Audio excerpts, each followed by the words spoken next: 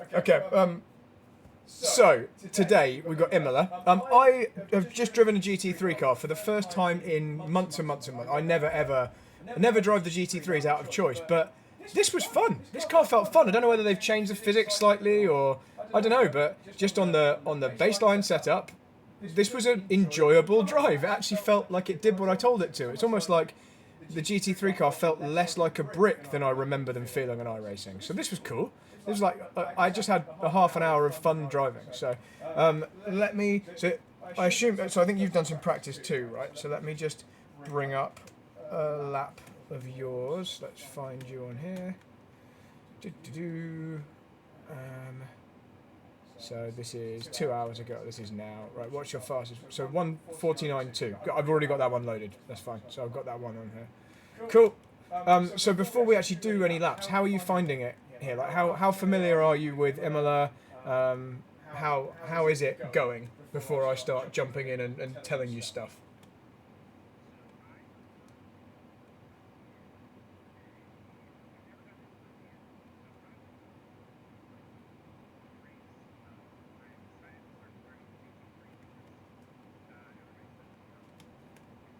Yeah, fair enough.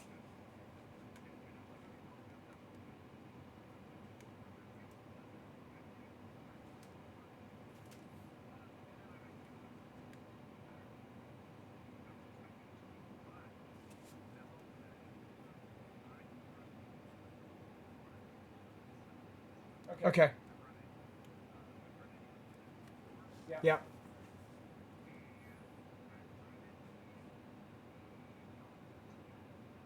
Okay. Yeah, very, very different then. But at least you know which way the corners go, so that's a good start. Okay, so I mean, I don't think, aside from slowing down more for the corners, I don't think I'm doing anything wildly different to what I would do in any other car. So in terms of lines and just general technique, and I'll talk to you about what I mean specifically in terms of how you compromise one corner to benefit the next one, all that kind of thing. I think I'm doing stuff exactly the same as what I would do in a single-seater car. It's just I'm just aware I have more inertia and less potential for mid-corner speed. So, and I'm sure you're taking the exact same things into account. So let's start with just taking like a glance at the data you've already generated, rather than just sending you out to do exactly the same thing again. So I haven't seen this yet, so this is my first impressions. I'm green, you're pink on here. Can you see this, by the way? Can you see my screen? Yeah. Cool. Okay.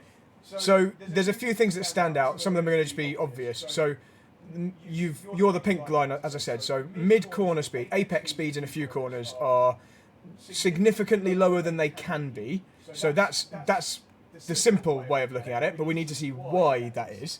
So let's look a little bit further down. You're a gear lower than me a lot of the time. Now that could either be because you think the corner is slower than it actually is, and therefore you're changing down to match the speed that you're in the correct gear for the speed you're doing, or it might just be that, or maybe it could be the other way around, where if I tell you, for example, turn one, do it in third, it might automatically just like lift your expectation level of you'll feel if it's bogging down. And if it's bogging down in third, then I probably should just be going a bit quicker. That's one example. But we're definitely braking harder and earlier than I think we need to in most of the corners. So that's the first thing. We're just going to go through the middle of the corners at a higher speed. I haven't got any video of you doing it yet. I haven't seen you in this session live, but just that's what the data says. Another thing, interestingly, I'm using quite a lot more steering angle than you in some of the corners. So it's not everywhere, but just this one here, for example. We just take this corner. So where is this? So this is the final chicane before we go into this hairpin. And apologies, I don't know the names of all these corners, but this.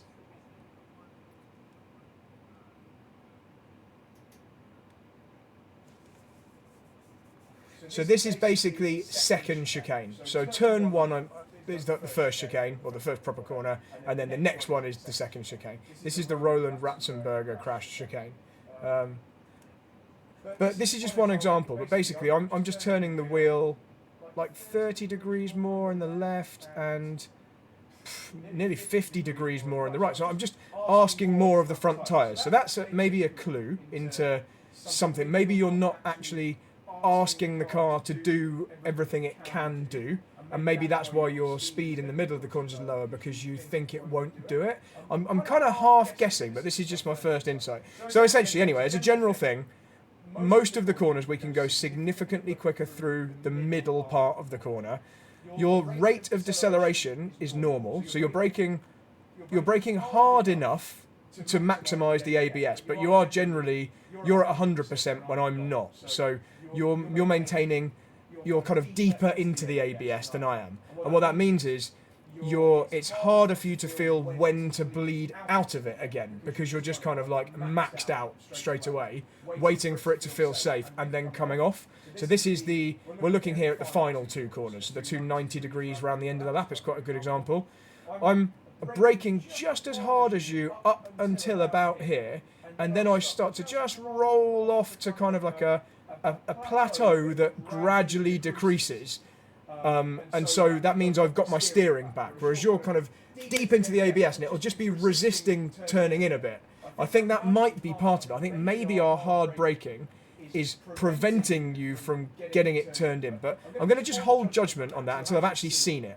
But definitely, I mean, that's actually only one example, but you're braking harder there, probably because you're going steep downhill into that last couple of corners.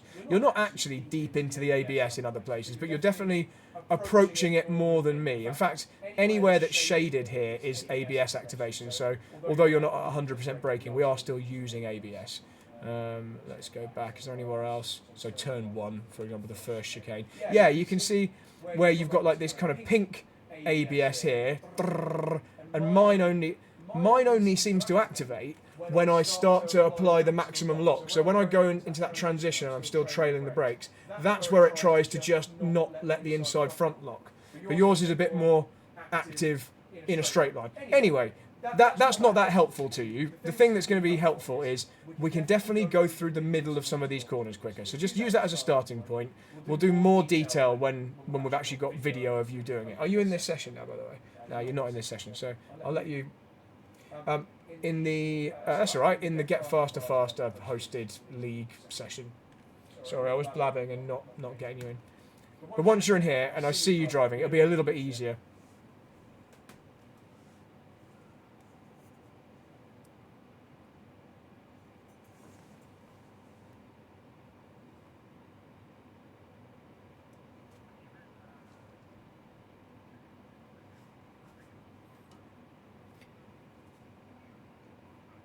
Yeah, it is. Yeah, but weirdly, I haven't actually been doing that much on-track coaching. I've been doing a lot of kart coaching, so and some on-track coaching. So actually, a couple of the guys that are in our Discord server, they race cars and karts in real life, and I've been going to various tracks with them, doing lots of work for car manufacturers, which isn't really motorsport related, but it's kind of still car related. That season's peak. So, and I'm also racing myself a lot, doing a lot of karting, and that's any spare weekend that isn't already working. I'm doing stuff. So this weekend I have a 24-hour race nearby at a big track called it's weirdly called the Daytona 24 Hours, but it's not. It's obviously not in Florida, but it's a track called Daytona here. So that's this weekend. I'm also building my own kart up for. Here we go. I've got you now. For our next race, so yeah, just loads and loads of stuff. It's like constant busyness. Ah, your car looks cool, very very nice. I like the livery. So no, sorry, go on, Pete. Yeah, I think so too. I was going to say that. So it didn't take me very many laps before the tyres were good enough to get quick ones. So I think let's do say 5 laps. Like let's do short-ish runs so we can keep checking in between. But let's go do a 5-lap run. I'll ride on board with you now, and I'll keep quiet from it. Why have I got no sound from your car? That's bizarre. Oh, it's alright, I fixed it.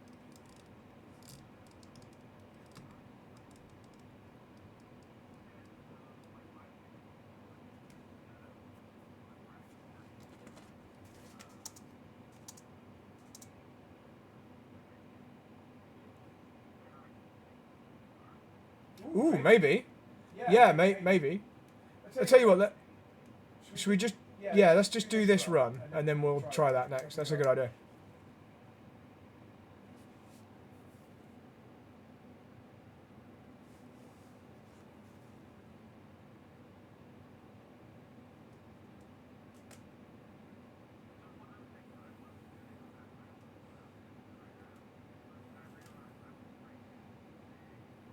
Okay.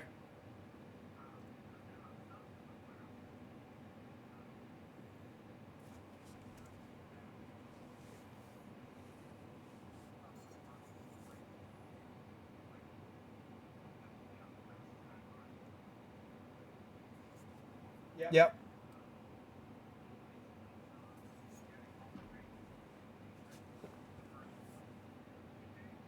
Yep.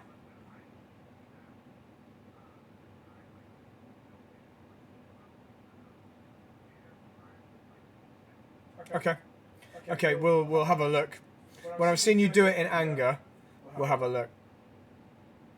I've already seen some like small things which are going to be easy to fix, but I want to let you actually drive a proper few laps before I comment, because you might change on these laps.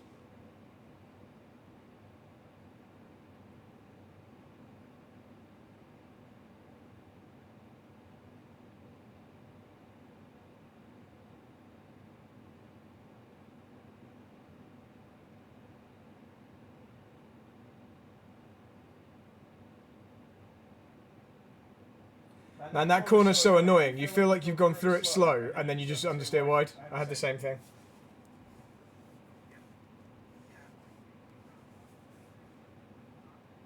Yeah.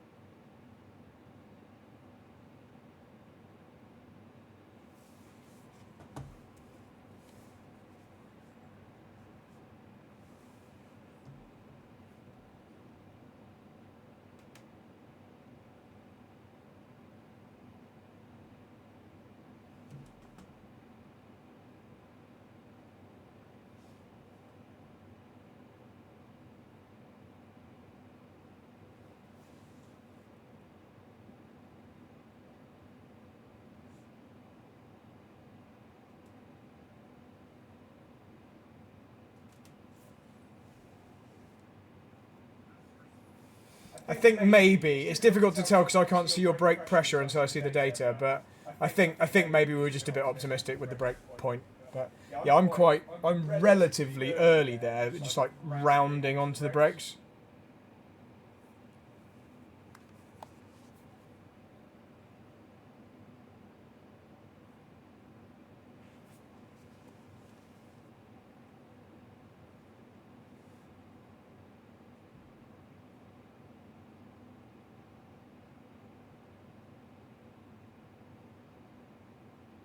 Okay, I've got some nice things to tell you for that little complex, which is going to make it easier. At the moment, where it's feeling like it's trying to understeer wide, I think it's because we've got a bit of like a constant throttle through the middle, and I think we're going to make it more of a very deliberate deceleration and rotation earlier in the corner, so you can drive out really easily without it kind of gradually going wider and wider and wider. We're gonna force it to rotate earlier. But I'll show you in detail when you're not driving.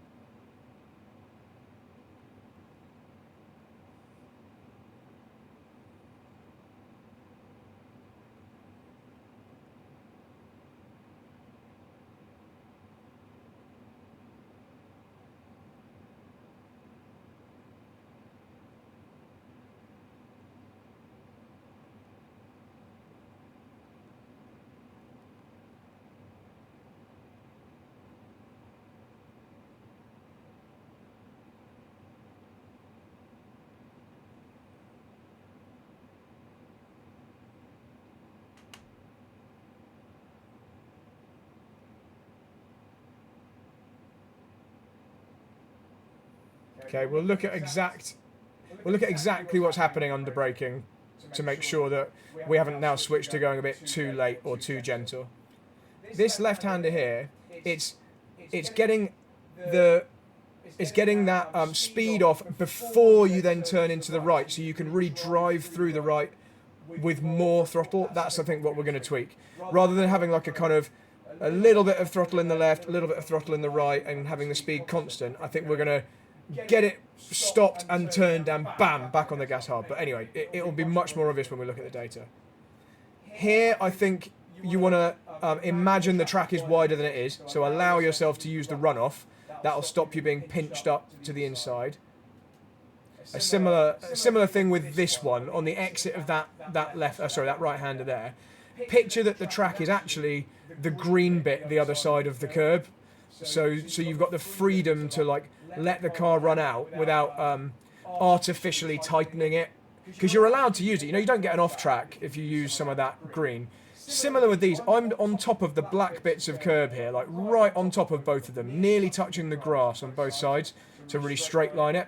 And that then just frees up like 10 miles an hour more mid-corner speed. I mean, you've already smashed the time you did in the practice offline, so that's really good. So you've done a 48, I think you did a 49.2 before, didn't you? So this is already going to be better data than what I had before to look at. Let's do another couple of laps just so you've got the properly clean and representative laps. So I think we were slightly too fast into the first chicane on the last lap. You don't have to be a hero with the brakes.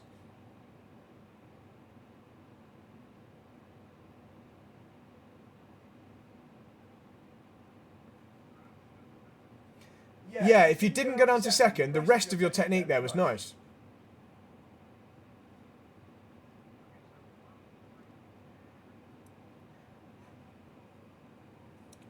So kind of, but just not exactly like that. But yeah, you in a slightly later on each phase of the process than you did there. I think you got it stopped too soon. So then when you got on the power, you actually were then going way too fast through the right. So it's just tweaking that compromise to make it exactly right. But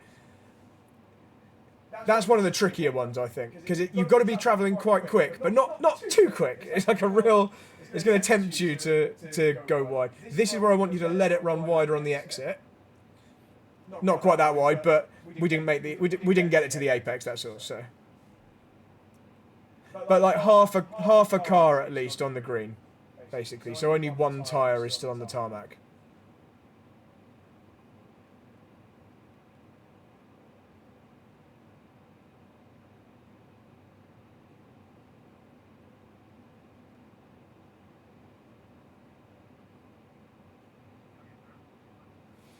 Yeah, I'm going to just see exactly how much we were off with the outside view. Yeah, you were fully on the grass and almost four wheels on the grass on the second one. So yeah, you just want to be fully on the black curb but not touching the grass.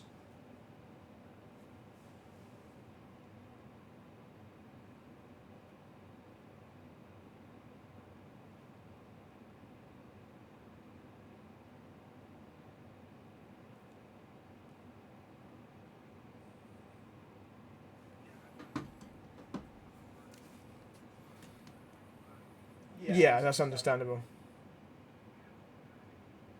Yeah, it's faster, there's just a lot more weight, isn't there? There's a lot more inertia. Okay, let's do this lap and then we'll have a brief pause and just check up on the specifics. So don't stop it too much before, but just enough so you can get it turned in without a danger of running wide. So when you commit to the throttle, you can like stay committed, basically.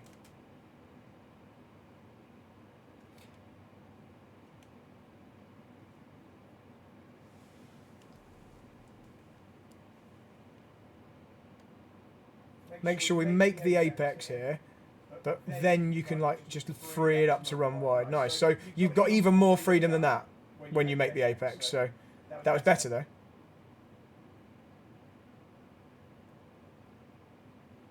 Well held. That could have been disaster. And for the chicane, use the dark curb but not the grass.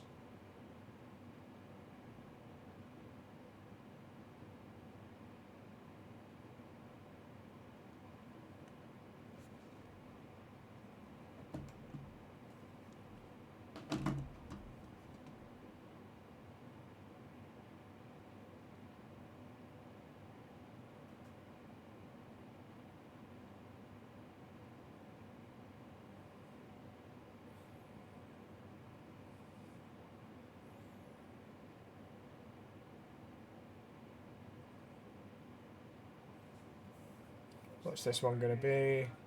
Okay, 46, great. So I would just stop the car somewhere there. Let's take that as our new benchmark lap.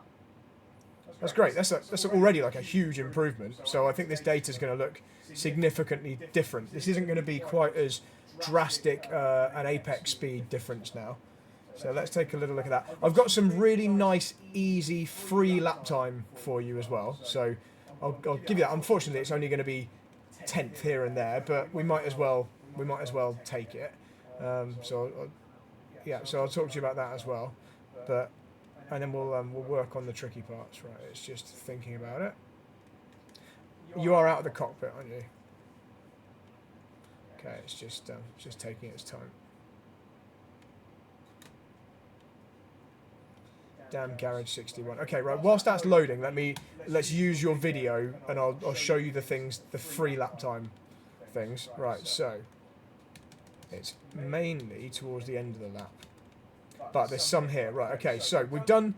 You know where we are on the track. We've done the tight hairpin after the first 2 chicanes. So it's kind of like we're going uphill now. So I think you're travelling further than you need to. Let's see whether you did it on this lap. I think you're opening up when you don't need to open up because the car isn't actually quick enough to need it. So let's see. You're staying relatively close. Okay, I don't think we need to go very wide here. I think you can save a couple of meters by just hugging the inside. As long as you can still be pressed up against the inside there, then take the shortest line up the hill you can. You didn't really do much that time. You weren't very far out, but I think on previous laps you went a bit wider to open this one up. But still, I think I'm probably saving 2 or 3 meters over you through there. It's not going to be much, but you know, it could be thousands. This is where I was saying, when you hit this apex, you can really go wide onto this thing here. Now, I think you turned in a bit late. I think you slowed the car down a bit more. I feel like I'm diving a bit more diagonally towards that curb because mentally I'm picturing the track as wider. You're doing this slightly later turn in so that you can stay within the bounds of the track here. In fact, you actually deliberately now let it run wide, but that didn't really gain you anything. You could have just stayed on the track there because of your line. If you dive in a little sooner into this kind of 90-degree left-hander, make a nice clean apex still, but then the car will run wide about here somewhere. That's going to allow you just a bit more mid-corner speed. We'll look at the data to see exactly how much. We'll talk about these corners specifically in a moment. How much curb did we use here? Yeah, that's about right. That looks good. We just under-committed to the second part, so it made it a bit tighter. So we turned a bit right there. You can kind of see how you're turning right away from the curb. Look, you've opened it up now, and then we kind of missed. We could have just jumped across that second one too, that's all. And then you were a little bit stuck out here. So that's really tough to nail because the car's off the floor when you kind of need to brake. But as long as you're slow enough over this one and you've cut enough that you don't go super wide, that's where the rest of the time is there. But right, free lap time is coming up here. So I think we can cut a bit more of this curb, but this is the main one, where I would just drive, like the F1 drivers do on a qualifying lap here, follow this white line and cut across the green here. So literally the shortest distance to the line. Watch how many meters we add here. That's like 3, 4, 5, 6, 7. So we could be like fully cutting down here. I would be fully pressed up against the pit wall here. And we're going wider, wider, wider, wider, wider. So we've just, whatever the distance is from there to there, we've basically given that away. So it's not going to be half a second, but it might be a tenth. Might be a tenth and a half. So it could be something. And if you do it every lap, obviously it'll add up. That's the free stuff. Right, let's just see whether or not the data's downloaded now. Here it is. Lovely. Look at that. Purple, purple, purple, purple. So you really did nail it on that last lap. So... okay, so I'm just going to colour that orange briefly, and then we'll remove your previous one. I just want to see where you're better than you were before.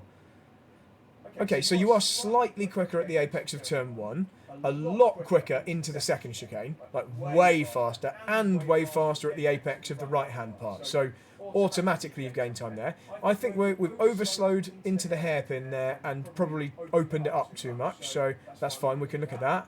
You're halfway there through the next one, the one where we were just looking at opening it up. Yeah, sorry, I'm running a bit wider. That fast 90-degree corner at the top of the hill.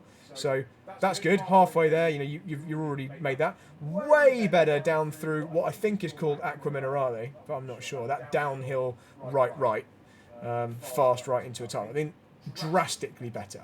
I think you actually probably went in slightly too fast. Yeah, you're what's that, like 7 kilometers an hour quicker than me, which is why you went a bit deep on the exit. But I think you knew that. But you're totally going in the right direction there. We'll look at exactly what. Maybe you just didn't brake quite early enough. Way better through the chicane. So you've gone from being pretty crap through the chicane to being pretty darn good. Like you are now quicker than me through the middle, which is why you ran a tiny bit wide.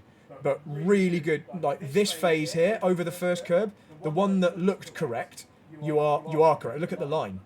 Yeah, look at your line and my line. You can't actually see yours because you're underneath mine, whereas the pink one you were just using too much. But then, exactly as we saw on the replay, you didn't cut enough of the second one, and that made you go wider, wider, wider. So you didn't cut enough, and you were slightly fast, like 3 kilometers an hour, just a teeny bit too fast. But your brake profile is great.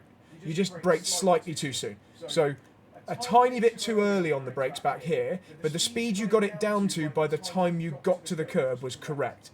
Because you actually came off, you realised you braked too soon, came fully off the brakes, and then did a bit of trailing over the curb, which is correct. So just literally shift that braking, like how many meters? Like, so yeah, 240, so like 10 meters later, but then you won't have to come off as soon. So 10 meters later, but just stay on longer, than go through the chicane exactly the same, but cut more of the second one. But that's a really, really good effort, like a much closer to the ideal there. And then the final couple of corners. So yeah, we're now a little early on the brakes for the downhill left, the first of the lefts, probably because you went wide on one of them. But great apex speed. So just like the chicane, you're slowing it down a bit early, but then you're realising coming off the brakes there, and then braking a little bit more again to make sure you get to the right speed for the apex. But if you can kind of see it when you look at the green versus the orange trace here. The total amount of braking you and I are doing is basically the same. It's just you're lifting off here, whereas I'm keeping it on because I need to, because I've braked later. So it's just, again, probably 10 meters later, but sustain it until you've got the braking, until you've got the speed off, because your mid-corner speed's great. And then what happened through the last left? I think we just turned in a bit late.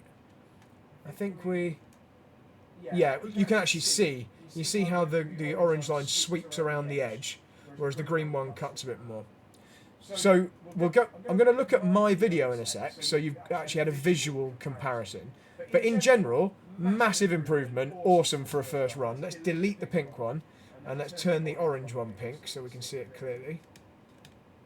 Right, much nicer comparison now. So now we can zone in on the areas that there's most time to gain. So turn 1, for example, there's a second by the looks of it through turn 1 and 2, the chicane there. So let's work on that to begin with, and let's see why there's a second.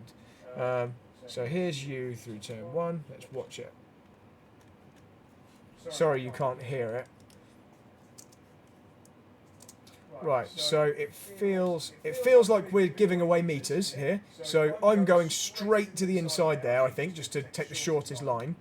Whereas we're doing like a wall of death around the edge for no reason. So if we find I'm doing that too, accept my apologies, please. But I don't think I am.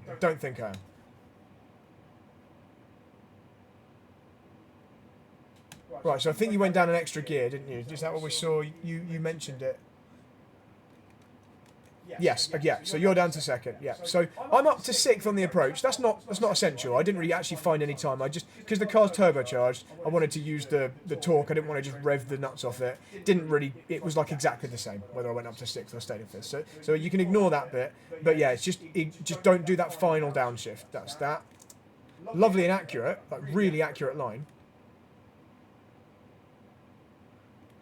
Yeah, and you can see how slow we were through here because look, you didn't remotely need to use the track here. You got loads of room left over, and I can hear the revs are low. So your line is good through here, and what you're doing in terms of getting it slowed enough so that from here you can commit to the power and not have to lift here is great. But we're just doing it too much. That's all. It's simply overslowing, and we can see.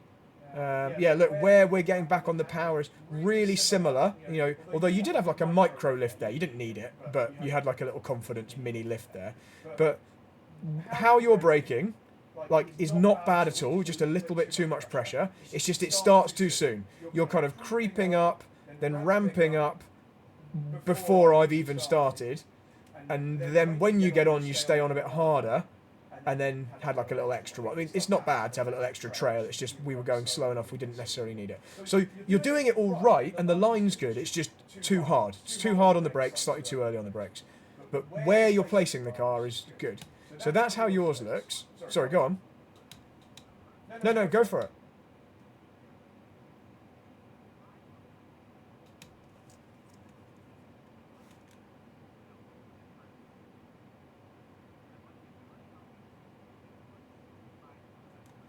Yeah.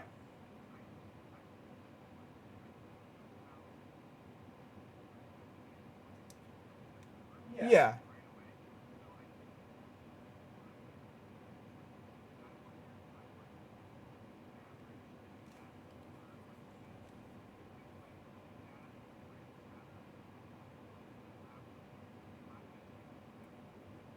Interesting. Okay, just remind me, what brakes do you have? What are your physical brake system?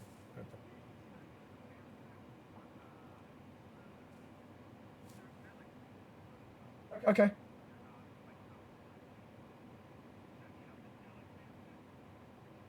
Yep.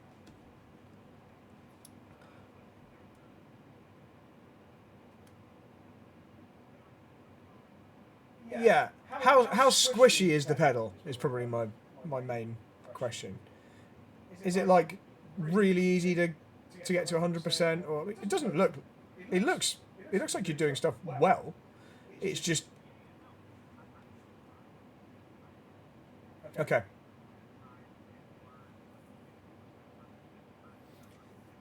Yeah. I mean, and you can do that, as dumb as this sounds, you can do that sitting in the options screen like this. You know, I can go, right, so I'm going to close my eyes now, Pete, and see if I can do 50%. Right, so my eyes are closed. So I don't think I can either, but here we go, let's try. I nailed it! Okay, I can do it. But anyway, that's because my pedal's really stiff and I'm really used to it. But something I just noticed, sorry, just changing the subject. You know, I said initially when we looked at the data before I watched you drive that I was using more steering angle than you. It's really obvious here, and it's because you're not at the limit of the front tyre grip, so you're not needing to kind of test and push through, and like actually you're not needing to ask any more. If we go in slow-mo here, look how well the car turns. It turns in so well, you actually turn away. So if I go on the onboard, you'll see your steering input here. So you turn in, straighten, and then turn again because it actually went in better than you needed. And again, it's turning in so well, it's not forcing you wide.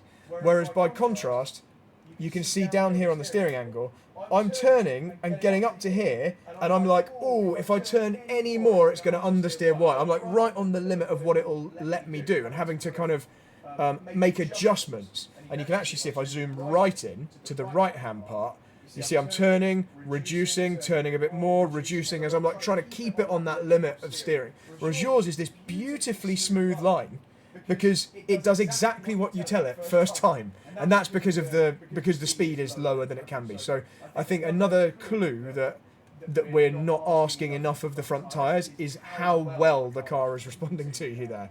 So essentially, long story short, let's brake a little bit later. Let's not brake quite as hard, even if you don't feel you can accurately judge that. Just consciously brake if you can, 10%, yeah, like a little bit less, and steer more.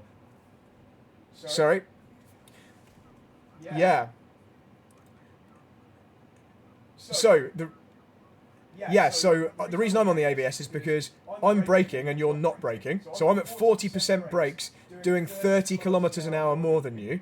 So I'm much more on the limit of what the front tyres can cope with, and therefore the ABS system's grabbing the front wheel.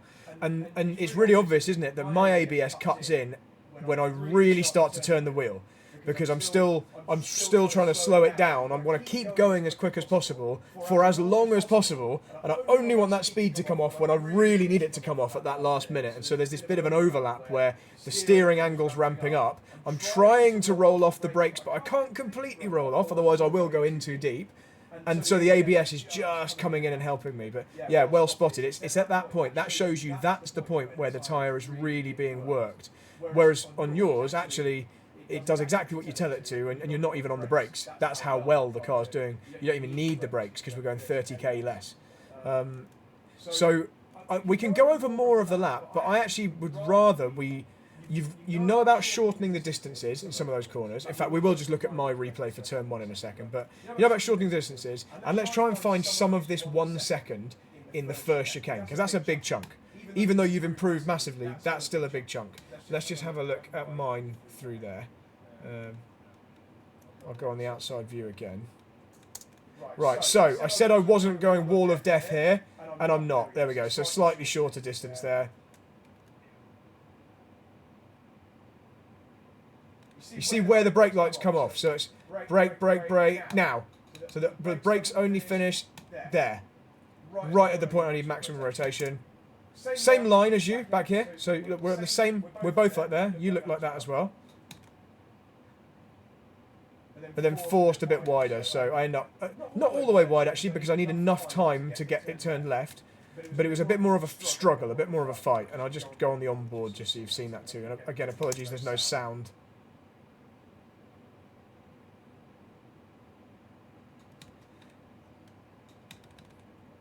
But so the main things are third gear, brake a little bit later and slightly less hard. Don't be afraid to ask a bit more of the steering. So you've got permission to really scrub those fronts a little bit. You don't want to be like massive amounts of steering angle, but you can see physically how much it is for me. It's like that is a maximum. So like 90 degrees lock is fine. Because you don't hold it on for very long. You see it very quickly reduce it and go the other way. But that's it. That's the main thing. We want to ask more of the front tyres. I want to see you forced to use more steering angle and forced to stay on the brakes a little bit longer. Where you've come off them here, I want you to kind of need to still be braking and then just make it to the apex. If it goes wrong a few times, don't worry. But what you don't want to do, just as a finishing point on this, you don't want to end up so deep here, like over pressed up against this sausage curb area, that you can't get back on the gas. You still want to be able to be full throttle from now, like I am, and stay full throttle all the way through here, because that's going to gain you all the way down the next straight. So you're already doing that, but you don't want to lose the ability to do that by going in so deep that you're screwed. But there we go. Let's leave it like that. We'll do the shorter distances everywhere, and we'll just go quicker through turn 1, and then regroup. Yep, I'm going to open up your stream. Cool. Right, I can see a nice hovering view above the pit lane.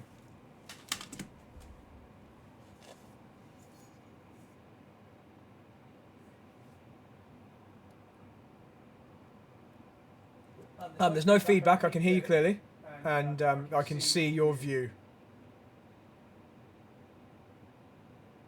So I can see you're in the cockpit.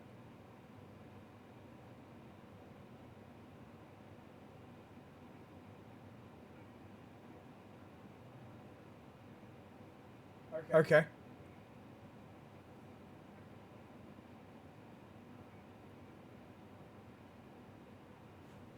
Fine.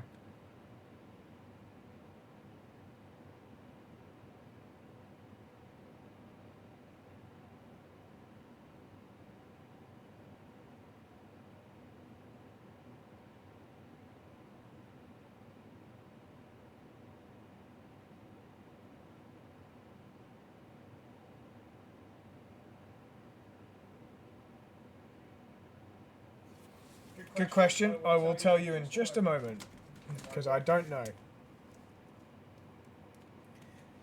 Okay, so chicane number 2, I am third gear.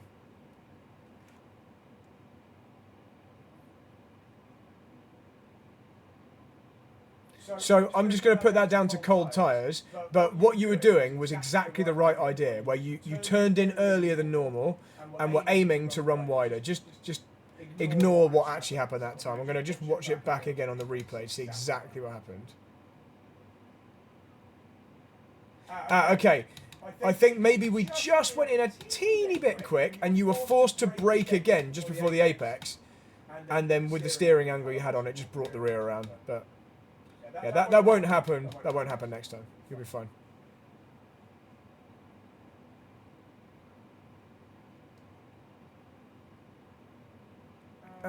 Yes, I can. Yes, I can. Yeah, I've got lots of information now.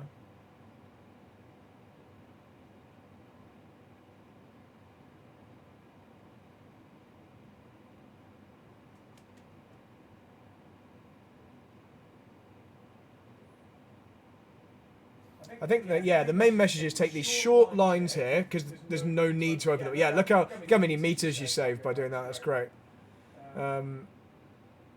And yeah, just don't be afraid to ask the front tyres for grip.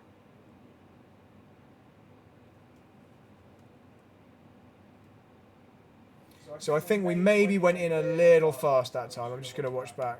So you arrived at the middle curb at 130k. I'm just going to check what I'm doing through there, just so we've got a reference. Yeah, you arrived at the apex of the first left-hander 10 kilometers an hour quicker than me. That's why that couldn't make it. But well done for being brave. I like it. 10 points for effort.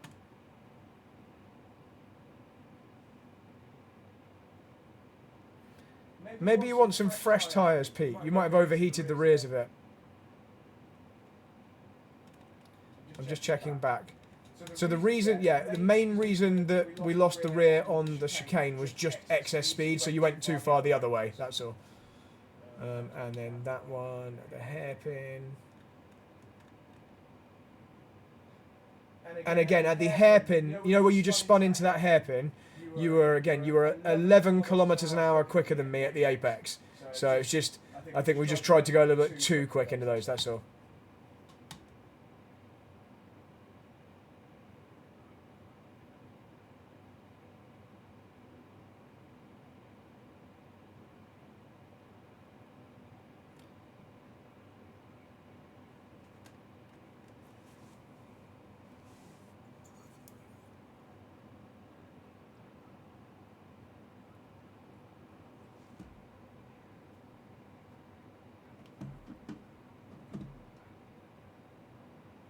Okay.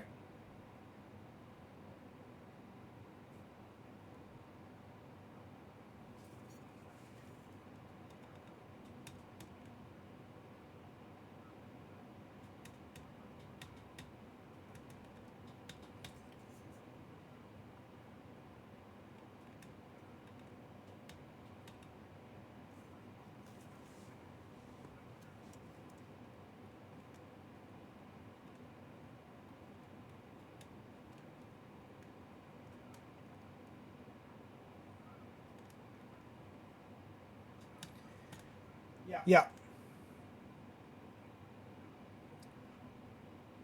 Yeah.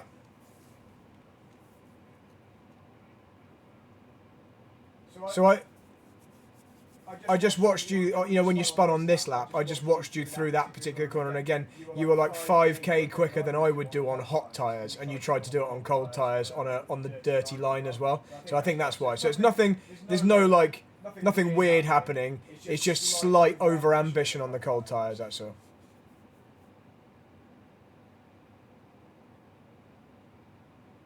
So you don't need to try and be a hero on the brakes into this first chicane, especially on the first flying lap. But just try and go slightly quicker through the apex than you previously were going, that's all. So you're forced to really work the steering a little bit. Man, there's a lot of gravel on the track through there. But give yourself a few laps to build up. You know, you did your best lap after like 4 or 5 laps before, so you don't have to do it all on lap 1.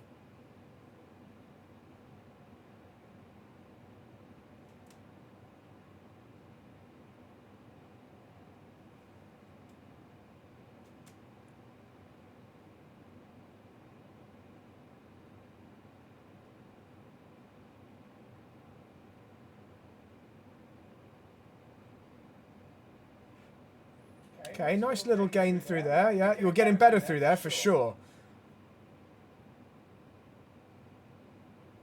Now we haven't really worked on that corner. I mean, you're obviously very tidy on the exit, but at the expense of the entry speed. So we'll look at exactly how to take that. But you've got the right idea. We'll just go in a bit quicker.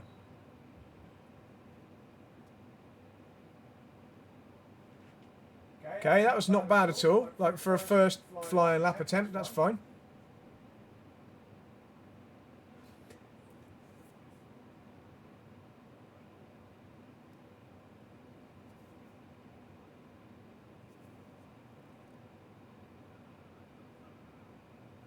Yeah, okay.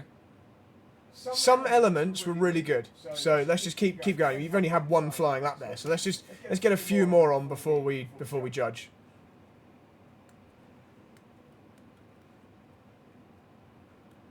Certainly a very good first lap for you, much quicker than before.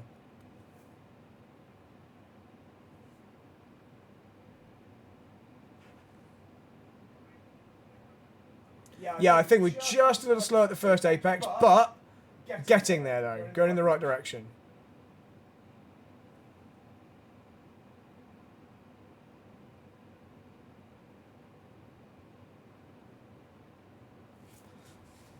I can remove your slowdown. There you go.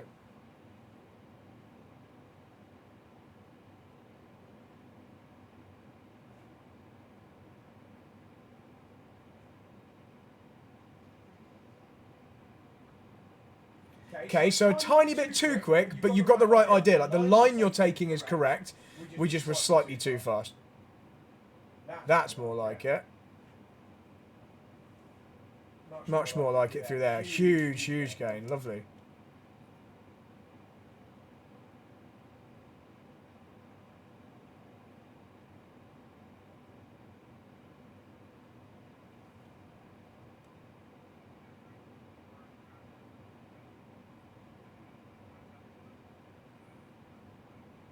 Okay, got it. I think we want to dive for the apex slightly earlier on that penultimate corner. I think you can go a bit more diagonal rather than kind of braking fully in a straight line and then turning. I think we just cut off a little bit more. Okay, so the first chicane, we can go slightly quicker through the first apex.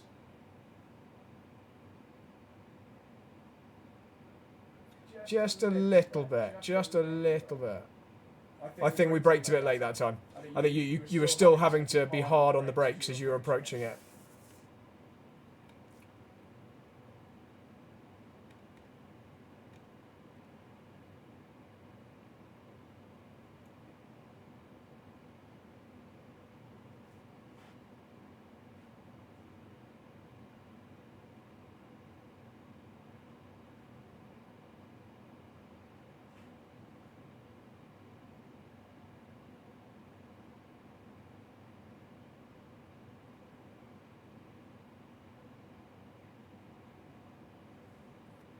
Okay, so we're really close through there now. You can just pick up the throttle slightly sooner because your line was great and the entry speed was great.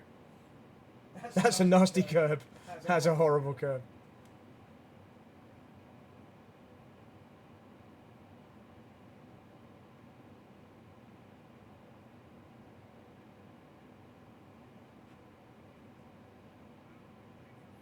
Just a tiny bit. Yeah, just a tiny bit. But sorry, carry on.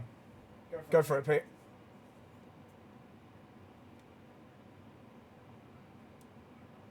Pete. Yep. Okay. Let's keep going. Keep doing some more. You're doing a great job. We'll zone in on some other things after this run. And sorry if I'm talking over you. I think this microphone setup at I can't quite always hear you, and sometimes it cuts out. I think it's just because we're on the VR.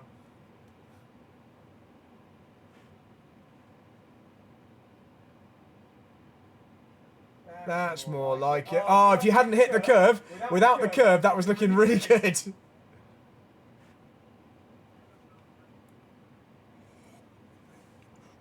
Right up until we clobbered the curve, it was really good. And that was, okay, the left-hander was excellent, but the right-hander we then went too fast through. Left-hander was really good. I'm just watching it back. Yeah, so just to recap what happened in that second chicane. You went through the left-hander brilliantly, but that means you needed a bit more brake, and you got on the gas instead of the brake. That's nice through there, and look at the time gain. Really, really good. You're freeing the car up now through there.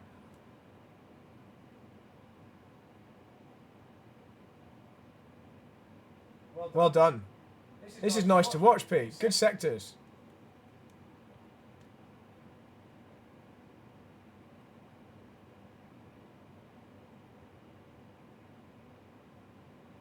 So it looks like we got an off track there. So maybe just a little bit too much curb for the stewards. But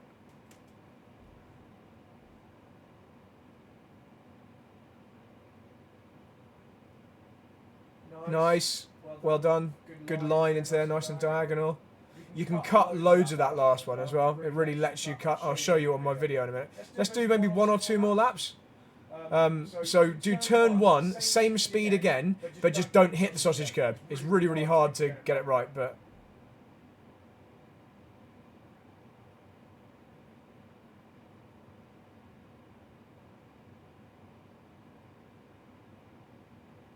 It's okay, it's okay. And for this next chicane, enter it fast like you did last time, but remember, that means you're going to need to brake for the right-hand part. And then you can get on the gas. Great stuff. Look at the time you gained. That was really, really nice. Yeah, well rotated. That was beautiful through there. Right, you actually let the car rotate. Normally, you've got a bit more of a throttle drag through there, which pushes you wide. That time, you let it rotate and then got on the gas. That was nice. Even though you missed the apex there, you've still gained a little bit of time.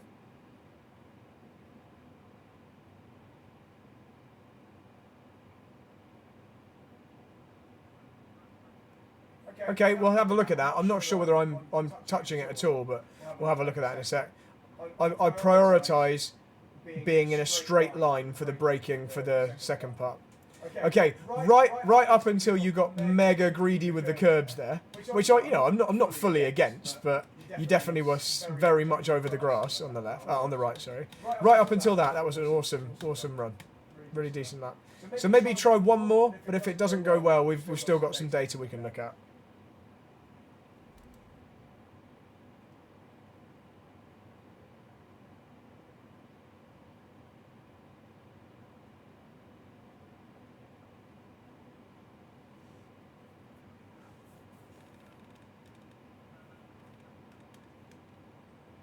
Yes, yeah, you were fully across the grass. Yeah, you can't use the grass, but you can use all of the concrete.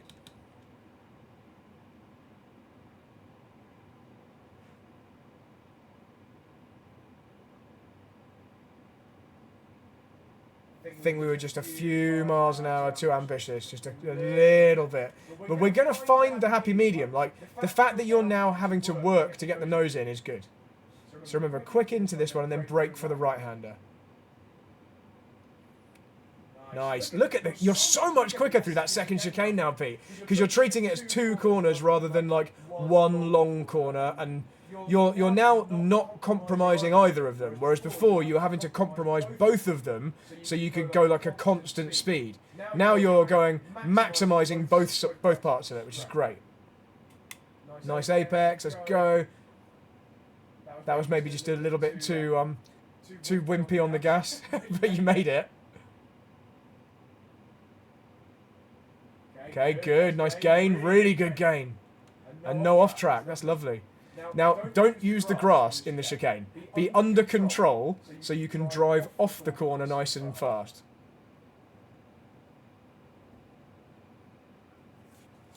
Yeah, it pushed you deep in there. That's okay. Finish the lap anyway, because we know what happened there. So when we see the data, we can just skip over that bit. So final corner, you can use the green, but don't use the grass. So green concrete, but not grass. Good stuff.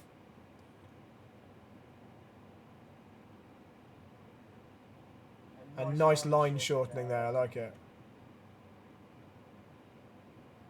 Okay, nice. Fastest lap. So let's pause there and have a look at that data. But good run though. I mean, you beat you beat your best lap twice in that run, and significantly on that last one. And there's still obvious time that you know where we lost some time in some of those corners. So it's cool. Right, I'll queue up the replay screen, and whilst we're letting Garage 61 load, we can look at your video.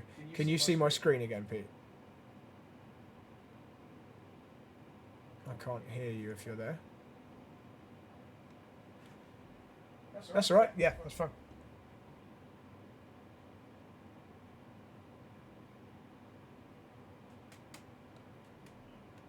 Right, got you.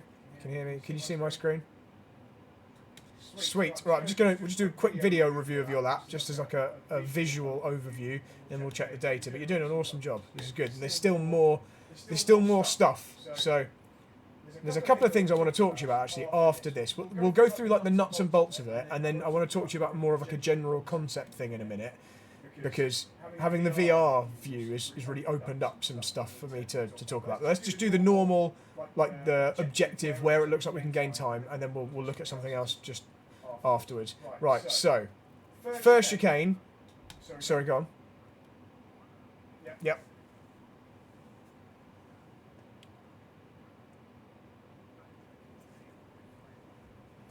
Okay.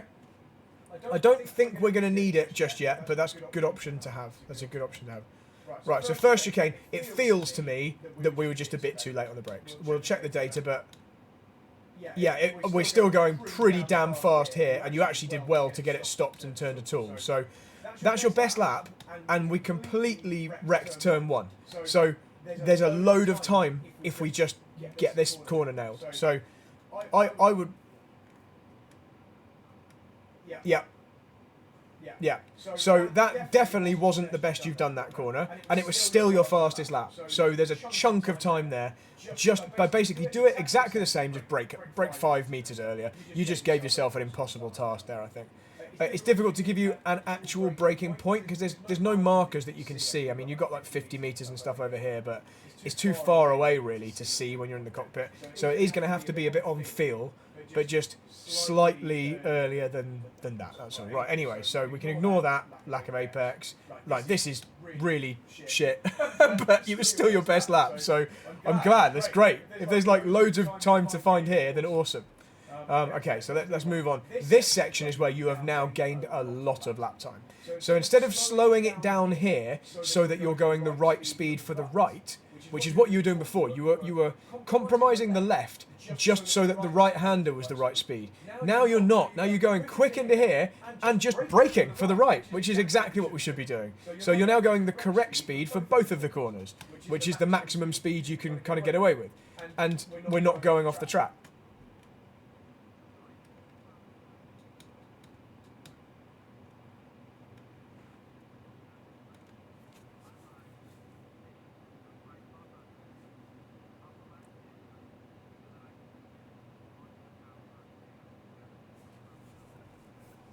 Yeah.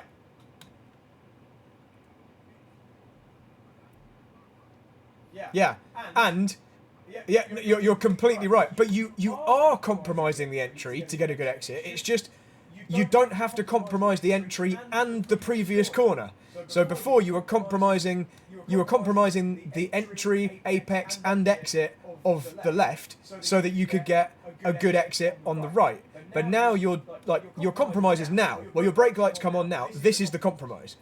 That's much better. That's like a much better overall compromise. Plus, the straight after that corner is not very long. You know, you're about to brake for a hairpin, so there's less of a benefit to putting all the focus on the exit. So anyway, what you're doing now is the right way around, so well done. Let's keep doing that. Let's see this hairpin. Oh yeah, on this lap.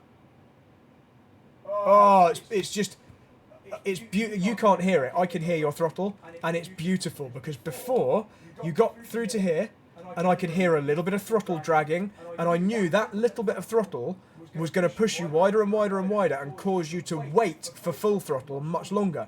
On this one, I can hear it's like no throttle or barely any right here, and look how well the car rotates. It sticks to the inside, so now you can get to full throttle really early. Much better. So basically the message is, in that hairpin, and basically every hairpin, sacrifice a bit of the mid-corner speed so the rotation is done in one quick movement so you can just drive off faster. Way better. Way better. Especially because it's a long uphill straight.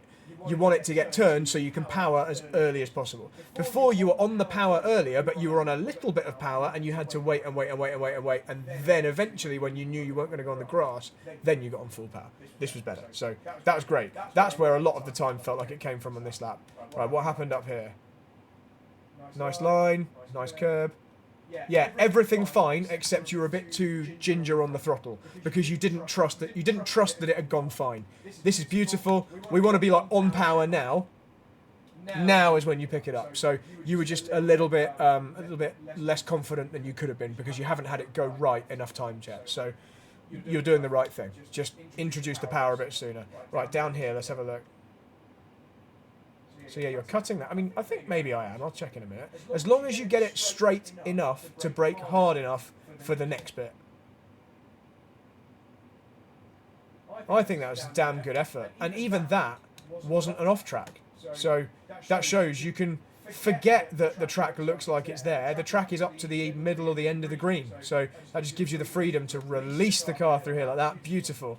And pick up the power early. And you made a big gain there. So that was nice. Right, next bit. Next chicane.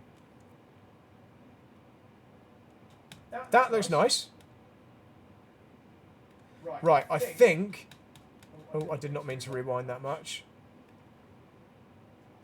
I think we needed like a deliberate lift or touch of the brakes in the middle to get it angled left so then you can get on the power. I think you kind of dribbled a bit of throttle in here. Yeah, I can hear it's like, this is perfect, but a bit like the bigger chicane number 2 earlier, where you can have a good entry and a good exit if you do something about it. I think you were a bit passive here, and you were like, wait, like a little bit of gas, wait, and it just like, it meant we didn't do the thing we need to do to force it to go left. You kind of waited to see what would happen. And what happened is it ran a bit wide because we were like just dragging a bit of throttle. So I think to make it go left with the highest possible speed, we have to actually go like tap the brake or like a big lift in conjunction with the turn. Then it will turn hard here. Yeah, this you can actually see. Look, your brake lights come on there. You kind of realise there. If you did that brake here, it would just go left, bam, back on the power, just like the other chicane. We'll look at mine in a minute. I'm not sure what I'm doing here, but it feels like that's what it should be anyway. And then it won't run as wide. Down the hill here, what happens? You can just touch the curb a little bit more, but decent line. This is nice. Nice early lift.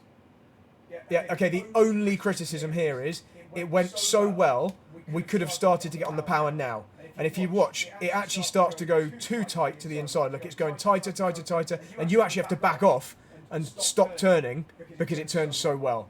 So I think you could have... You're doing everything so right, you could just gently pick up the throttle earlier. Not hard, just a little bit, and then instead of it going like, ooh, too tight, and then having to swing out a little bit, not that you swing out, but you know what I mean, like you turn, and then you see there where you like reduce the lock, there's a moment where we're like plateauing on the throttle, like there's a moment where we're not really doing anything, we're like just waiting, and we can make it more of a like, in, squeeze the power, like more of like a proactive throttle application, because you've done the hard work of getting the line right, which means that you've got permission to get on the power because you've done it all so right.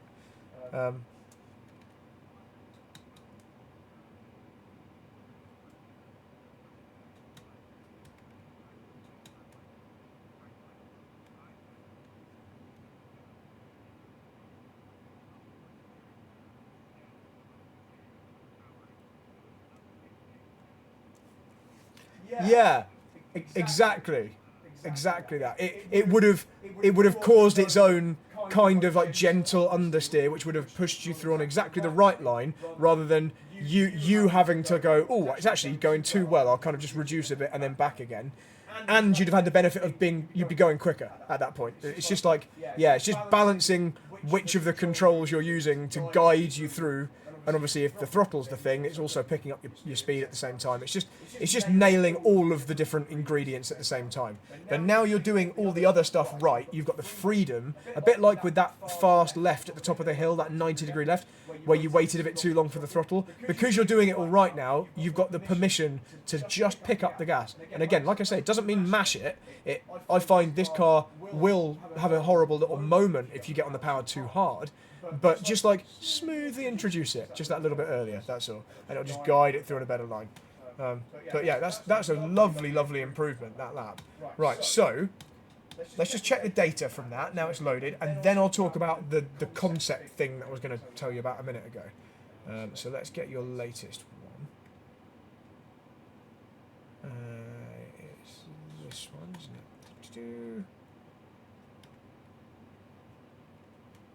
So same as before, let's make your latest one orange so we can see how you did compared to you, and then we'll remove it and do you versus me. Yeah, so obviously turn 1 was the first chicane, exactly as we diagnosed, a little bit too late on the brakes. You can see I'm braking here. So you've gone from effectively doing your main start of the braking at 525. Now you're doing it at 560. Yeah, so you went a little bit too far the other way with the braking. And I'm at 540, so you're now 20 metres later than me, so just wind that back in a bit, and you'll be fine. In conjunction with that, you also lifted about 15 metres, 10, 15 metres later than me, so you were just very, very brave. And obviously that meant we lost time rather than gaining time through turn 1. And considering turn 1 was the main corner we were focusing on to gain time, and you actually went worse through there, that shows there's tons more potential, which is lovely. Everywhere else though, let's have a look. So this is better. So you know what we're talking about, entry to the second chicane? You're now here on the apex of the left-hand part. You're now 4k quicker than me, whereas before you were 12k slower than me. So that's nice. That's a bit of a gain.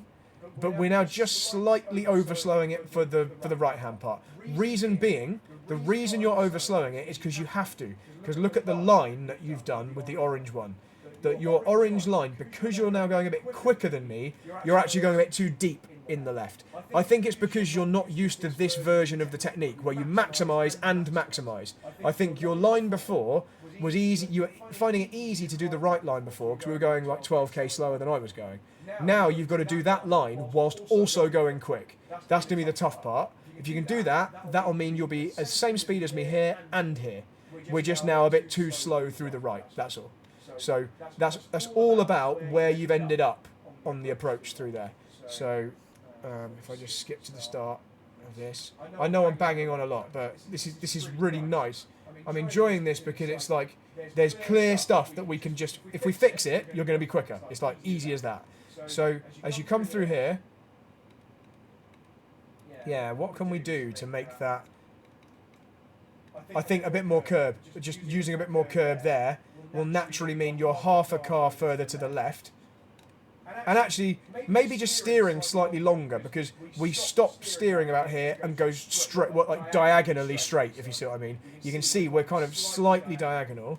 If I look at my one, I don't know what we're about to see, but I've got a hunch. I've got a hunch I'm going to use more curb and just force the car to stay left a little bit more so that I can carry that speed into the right. So, yeah, there's the curb. And look how tight I am to the left. That's the difference.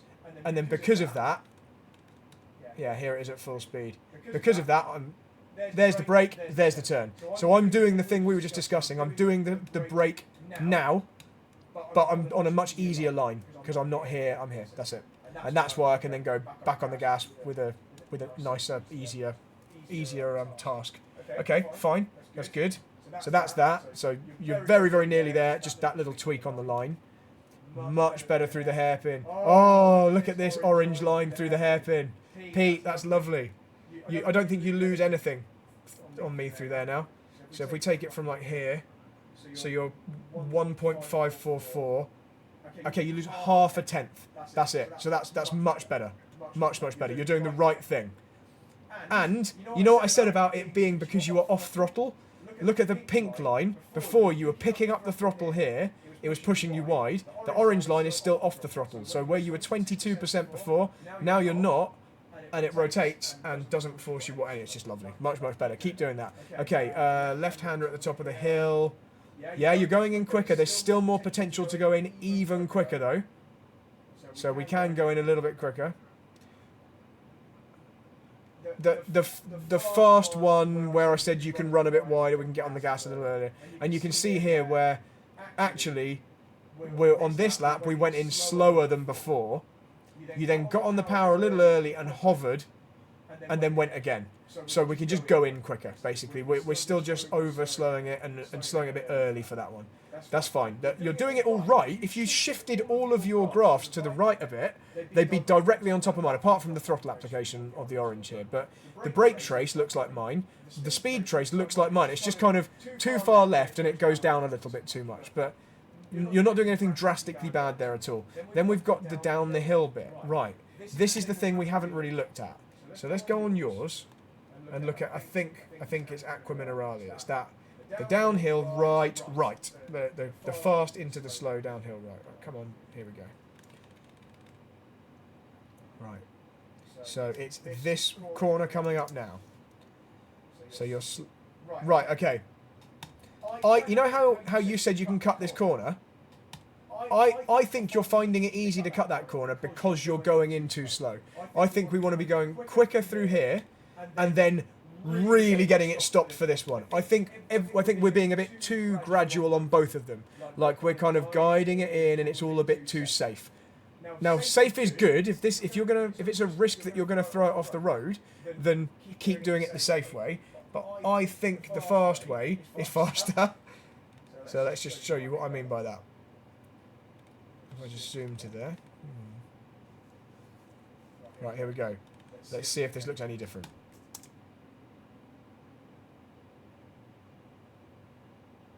Did you see the sparks? Did you see the sparks? Bam! That kick out. Because I'm hitting that at quite a high speed. Now, the reason I can't use that curb, if I use that curb, I won't have enough time to be straight to brake hard for the next one. So the reason I'm going round that is so I arrive at this curb early enough that I've got a nice straight braking to brake harder. So I'm effectively waiting until the wheels are straightening to really push the brakes hard.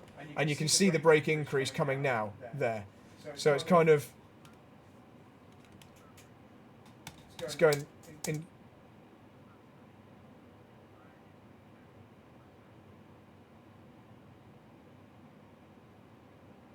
And then as I straighten up, it really ramps up. So we'll look at the data comparison. I'm really not slowing down a lot. It's like a little bit just for rotation. This is the real stop. So the the braking for the right-hander is just to get it to go slow enough to actually turn in. It's not really trying to scrub off speed for the second one. I'm just slowing it down enough so that it turns in like I need it to. This is where I'm really doing the brake for this uphill right. So then let's just check out the data. How does it look? So mine's obviously the green one. Yeah, so you're doing a lift quite early. So if I go to here on the map. So you're rolling off the throttle down the hill. I'm still full throttle at this point. Then we both do a pretty similar brake here, actually. Your brake and my brake is quite similar. The only difference is you've rolled off already. So you're going a bit slower when you apply that brake. So you're just always about 10k slower through that right. Then that means you don't need a brake here, where I'm still kind of doing it here, because I'm going to run out of time if I don't. And then all of us are pretty, especially your orange one, very, very similar braking for that right. So we're all quite similar. And in fact, if you look at the orange and green, in fact, I'm just going to get rid of the pink one now because we know the orange one is quicker. Let's get rid of the pink and turn the orange one pink. Look how similar you and I are at this point. So actually on the approach for the uphill right, the brake trace is very similar, the speed profile is really similar, the mid-corner speed's really similar. So what you're doing in the uphill right-hander, in fact, look at out here, it looks the same.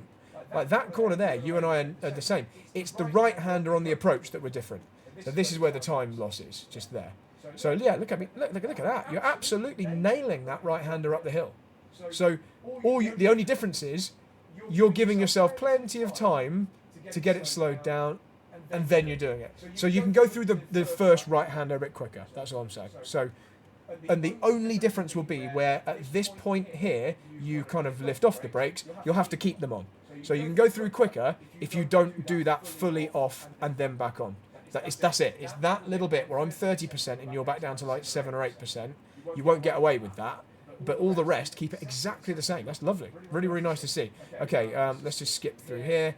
Okay, so the reason the chicane went to shit is because we slowed down too soon, accelerated into it, right at the point where we actually wanted to be braking. You know what I said about... I'm glad this is how this is playing out. But you know what I said about in the middle, there's a point where we want to go brake. That's the brake there. You see where I'm braking to turn left? You didn't. You get on the throttle and then you braked there. So just flip that around. Just don't do that because you want to be on the throttle here, but to do that you need to be braking there. That's it. It's a simple change, and you can see it in the data. We could see it in the video. There's my brake at exactly the point where your throttle is on. It's like a really obvious difference. So we'll get rid of this W shape and we'll turn it into a V. I know that's a thing we talk about probably quite a lot. So W shape means you overslowed and then tried to make up for it and caused a bigger problem. So that's what that is. So just don't overslow, then you won't have the opportunity to have your driving brain tempt you into blipping the throttle because you'll still be thinking, shit, this is a bit quick. So brake a little bit later, have an extra mini brake in between the right and the left. That turns you left, then you can get on the power earlier, and then it's all good. Then you'll have a gain through there, not a loss. So what are we losing at the moment? We're losing like 4/10 through there. So that's still a chunk, and it's quite an easy chunk to access. So there's a second in turn one. There's 4/10 here. This is like lovely lap time that you're going to find without much effort. You just got to do it. You just got to execute. That's it. And then final couple of corners. Yeah, we said this when we watched your video. You know, on the final corner, I said it just felt like you didn't pick up the throttle early enough, and then it ran a little bit. We went a bit too tight, and then it was just all a bit too slow. Now, actually, here you are picking up the throttle, but we didn't get to full throttle until a bit later. But we were going so much slower, it was too late. It was actually a little bit too late because you've lifted earlier too. So we lifted quite early, and then we didn't get to full throttle till quite late. Essentially, there's just more speed to carry through that left-hand final apex. About, according to this, 13 kilometers an hour. At the apex itself, it's more like 5, but it's the approach. It's here to here. That's where the excess speed is. That's why yours turned into, well, we can just carry more in and then that'll allow you to pick up the gas to full throttle a bit earlier. Nothing dramatic. Like, the line's great. It's all great. It's just there's a tiny bit more speed. So main things then, the biggest areas for time gain, don't screw up turn 1. So just don't brake 20 metres later than me, but do ask the front tyres to be on the limit. And if it feels like it turns too well, or you have to turn and then turn away, you weren't on the limit on that lap. That's it. That's the thing that I think we just have to keep working on. Your compromise through chicane number 2 is nearly there. Just use more curb on the left and make sure we're further to the left so you can send it through the right and it'll just carry more speed through there rather than being 15k slower. But you've gone completely in the right direction. Hairpin, keep doing it the same. Stay off the gas as it rotates and then pick it up fully rather than kind of dragging the gas and having to wait for full throttle. Left-hander at the top of the hill, the fast left at the top of the hill, we can just go in faster and pick up full throttle sooner. So rather than going in slow, doing half throttle and then gradually getting on, same as the hairpin. Send it in faster. Don't send it in faster than the hairpin, but I mean with the rotation, stay off the gas whilst it rotates, and then you can get fully on the gas when you need it. I'm not doing like a half and then on. I'm waiting for it to turn and then bam, back to full throttle, but with higher entry speed. Main thing is higher entry speed. Down the hill into Aqua Minerale, I'm going to just confidently say it's called that now. Go faster through the right, the first right, but still do exactly the same speed on the uphill right. So faster through the right, but you're going to need to maintain your trail brake through the end of the first right so that you're not going too quick into the second right. Chicane, don't slow down too soon, and then don't try and speed up because you've slowed down too soon. Slow down a little bit later and have an extra little dab of the brakes to get it to turn left. Don't use the grass, but do use the full black curb. That's great. Final 2 corners, basically there. We just went a little bit too slow into the last corner. So hopefully that will make sense. I think you're now when you look at the gears, you're in the right gear basically everywhere. We did use second for turn turn 1, but it's because you went in really deep. So normally I think you'd be third. Right, before we finish, concept thingy. Now this is just something that it looks like, I might be wrong, I don't have an eye tracker on you, so I can't see this for sure. But on the approach to the first corner, if we just watch how you drove from the cockpit view. Right, so we do this kind of wall of death thing, even though we already spoke about it. I'm not having a go at you for doing it after we spoke about it, by the way. I'm just using this as an example of when I'm driving along here, I'm looking there. Like I'm looking at the apex of this corner, and the moment I know I'm approaching that apex, I'm gonna make it. I'm then looking at the turning point for the next corner, and the moment I know I'm approaching that and I'm gonna make it, I'm looking at the next apex. You know, I'm looking a little bit ahead of the thing that's currently happening. And you can tell me if this isn't what you're doing, but the only way I can see that you would be going this way is if you were like looking at that wall over there, or if you weren't looking through the corner. Like I'm trying to look as far round as I can, and the car naturally goes over there.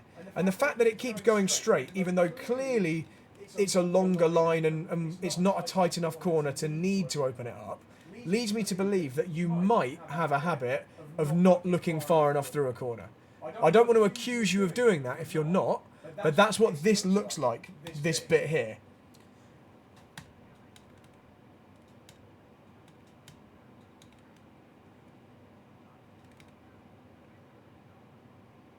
Okay. Yeah, if you're not doing it automatically, then it's probably a good idea just to be aware of it and try. Now, I don't talk about this probably as often as I should do. I should probably have this as one of the earlier things I speak to people about, but it's very easy for me to skip over it because I've never had to think about where I'm looking unless I'm forgetting, maybe I was told as a kid or something and I just don't remember it. But because I'm looking where I think I should be looking all the time, I forget to tell other people to do it because I'm just assuming that everyone's doing it. But I'm going to do a thing now. I'm going to run through one lap if you've got time. I know we've overrun, but I'm just going to run through with the cursor here where I'm looking when I'm looking there, and you can tell me if I switch the cursor earlier than you would have switched your eyes, then you can tell me, or you can not tell me, but just do it next time. Essentially, right. So as we come around this corner, I'm looking here. So I'm over here, like trying to, and now I'm looking for the turning point here. And now I'm looking here, flicking back, now back to here. Now I'm here, now I'm over here. I'm like, okay. So now I'm looking over here. Now I know I'm reaching, now I'm over here. Now I'm looking down the track. I'm using my peripheral vision to do all the accurate, like, guiding towards the exact point I want. So my cursor, I'm trying to look further than I can see now. And now I'm basically trying to look round the corner that I can't see. I can still see all this stuff.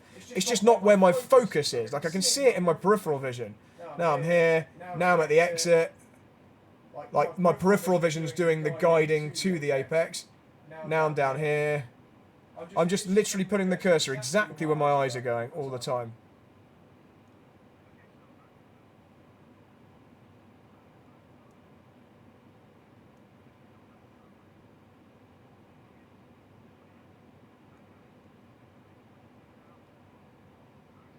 Right, interesting, okay.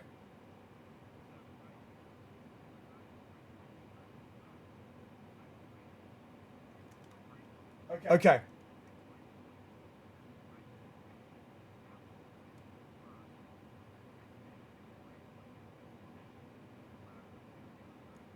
Yeah, absolutely. No, I know what you're saying. Now, the reason that I've never really thought about that is because I never really have a break point, unless there's a really, really obvious great marker that I maybe start with and then I kind of count past it or creep past it. Normally, the track could be devoid of any furniture at the side, boards or signs or trees or whatever, and I'll still break at exactly the same point as I would have done with the markers. So I'm never like looking at a marker, like focusing on one. But you're right. If there's a marker on the left that you're using, and you should be looking at like a turning point coming up or an apex coming up, definitely that's going to drag your vision away from the right point. So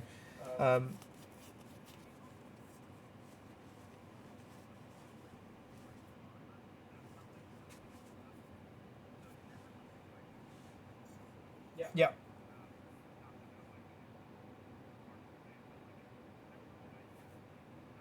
Yeah. Yeah, okay.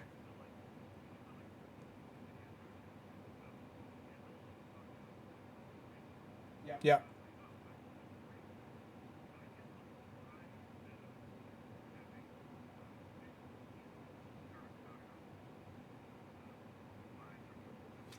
Yeah. No, so instead of going off of vibes, we've probably already had this conversation, but I try and think of it like this. Like, I still have a visual cue for my braking, well, not a specific point, but for like how hard and roughly where it should be. And it's just, does it feel like the objects are passing me at a rate which is too fast to make this corner? Now, I know that almost is vibes, but I'm judging by how fast the scenery is moving past me, and and obviously as you brake, the speed that the scenery moves past you and your peripheral vision slows, which is why triples or a wide field of view on VR is useful, rather than like a narrow single screen where objects disappear before they've gone past you. That's like the benefit for me. I'm never like really focusing in my side screens, but I'm feeling how fast stuff's going past on the side screens. Just like in real life, I'm feeling that as well, and that's what I'm using as the kind of visual marker. Like, is the world rushing by too fast for me to make this corner? And until that stops, and it's very, very difficult to be objective about that. I can't give you a world rushing by vibe speed, but obviously it's the more you think of it like that, probably the easier it is to deal with it like that. And that's how I choose how much to roll off the brakes. That's how I choose how long to trail the brake. And then it's more of like a, yeah, going into turn one, I do not have like a visual I brake at this point. In fact, I'm just going to watch my onboard now just to see where it is, and I'll tell you how I'm feeling it. Right, so I'm looking towards the apex, and it's just like a. So I'm not only am I not looking at a marker point, I'm not looking anywhere over here either side. I'm looking at the apex, and it's the rate at which I'm closing in on the apex that I'm using to judge how hard I need to be braking, how long I need to be braking. It's like, because that's where I'm going. I'm not going over here. I'm going to that apex. I don't need to be slowed down by the time I turn. I don't need to be slowed down anywhere here. I need to be slowed down before I reach maximum steering angle here. Now I'm off and looking at the next part. So I think that's it, and I've heard it spoken about like this before. I'm about to make a video. I was sponsored by a chap called Cameron Das, he's a YouTuber with about 1 million subscribers. He does karting content, but he was also a Formula 3 Euro Series champion back in the day.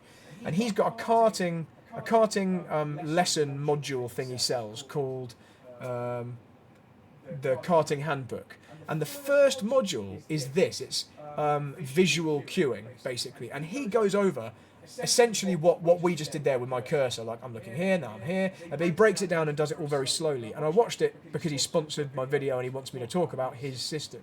And really, like, comfortingly, he does it. He speaks about it in exactly the same way I think about it. And he uses the rate at which you're approaching the apex as kind of like the brake intensity guide. And that's doing that there, like running through it here and consciously thinking about it.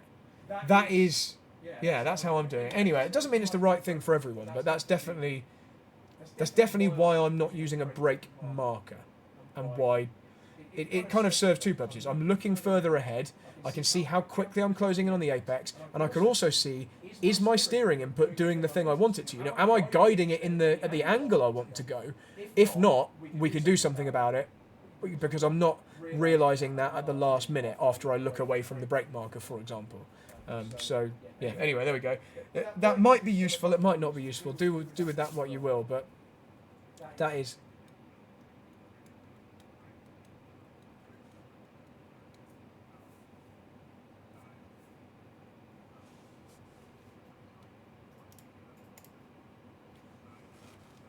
Yeah.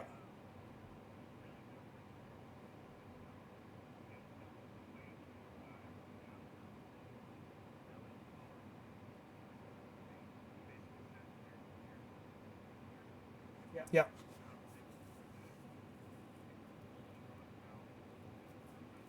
Yeah.